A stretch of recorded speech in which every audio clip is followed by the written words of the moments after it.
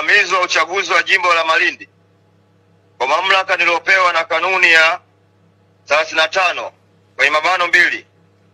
ya kanuni za uchaguzi za mwaka 2025, nathibitisha kuwa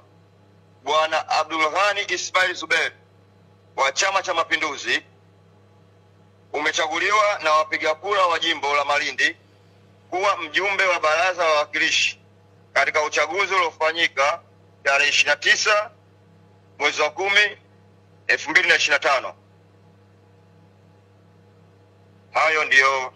matokeo ya jimbo la Malindi